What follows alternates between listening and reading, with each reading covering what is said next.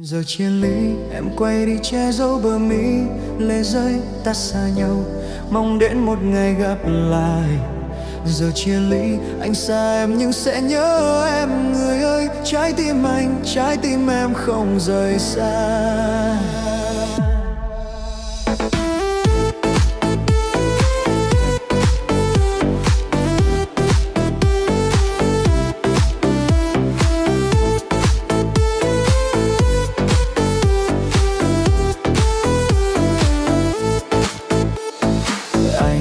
Gặp em giữa trời đông buốt xa, mắt ta nhìn tựa đã quen từ lâu. Em cười tươi như mặt trời cuối đông, nụ cười đó làm sao anh quên. Ta cách xa muốn trùng mây, từng dòng thư gửi kèm nỗi nhớ thương. Anh nhớ em đêm từng đêm, lòng thầm mong thấy em trong phút giây.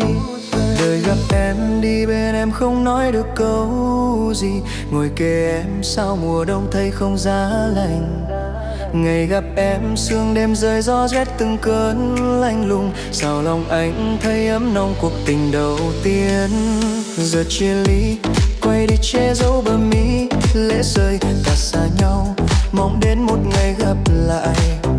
Giờ chia ly anh xa em nhưng sẽ nhớ em, người ơi. Trái tim anh, trái tim em không rời xa.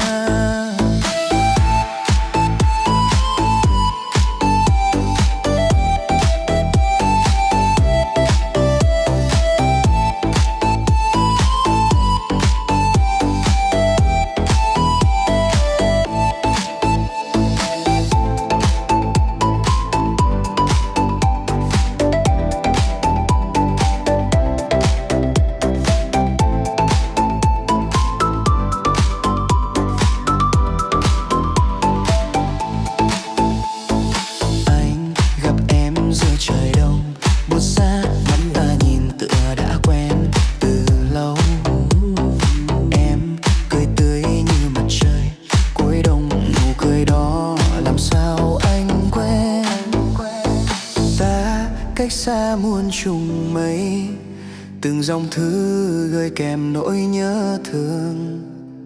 Anh nhớ em đêm từng đêm, lòng thầm mong thấy em trong phút giây.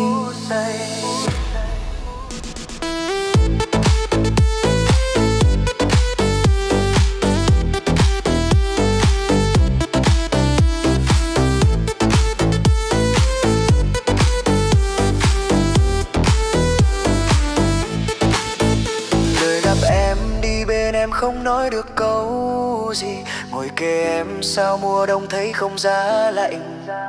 Ngày gặp em sương đêm rơi gió rét từng cơn lạnh lùng, sao lòng anh thấy ấm nồng cuộc tình đầu tiên. Giờ chia ly em quay đi che giấu bờ mi, lệ rơi ta xa nhau, mong đến